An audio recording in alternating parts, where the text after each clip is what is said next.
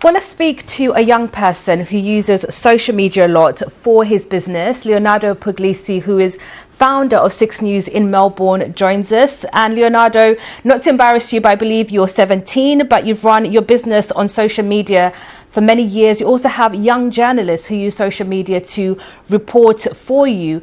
How would you be affected by this legislation? Yeah, thanks for having me here. Look, 6 News wouldn't have existed a couple of years ago if this was in place. At the moment, as you mentioned, I'm just over the age limit, but we have members of the team who are 15 years old and would be affected by this ban. It'd make it hard for us to work with them because we mainly use Twitter to engage. And then also a lot of our young audience is 13, 14, 15. Apart from that, we've had journalists join who are 13, 14, 15. So look, it'll make things really difficult for us. Incredibly difficult, but I'm sure you also hear stories, reports of how young people under 16 in Australia are struggling because of social media and the impact on their mental health.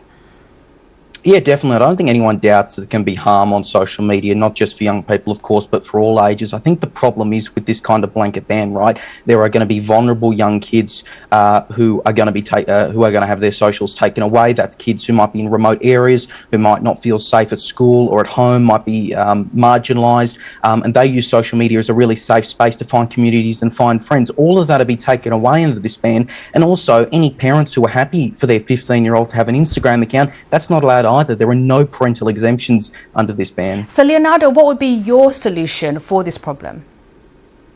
It's a good question. I think the government has said there's no silver bullet. I would agree with that, but I think better education is really important, both for young people on how to mitigate dangers on social media, for parents so they can better understand social media, and then also you've got to work with these platforms to make online spaces safer for young people. You know, Instagram's trialling teen accounts. I'm cautiously optimistic about that, but really we want to make sure online spaces are safer for young people, because we really have to recognise young people do use social media.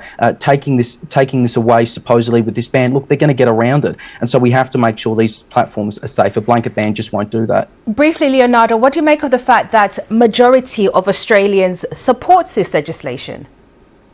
Look, I mean, in principle, I get why you might support it, but when you look at the detail and you look at the fact you might have to be putting in significant ID for all Australians, and then the fact that you've got all these advocacy groups that have really come out in the past fortnight, in the last week especially, who are warning against it, I think there's starting to be a lot more concern in recent times. It's been a really rushed process. You know, as you just heard, there's going to be like 30 bills crammed in the next 2 hours.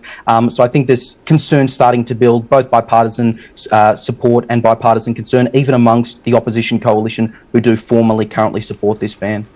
Leonardo Puglisi, founder of 6 News in Melbourne, Australia. Thank you for joining us on BBC News. Thank you.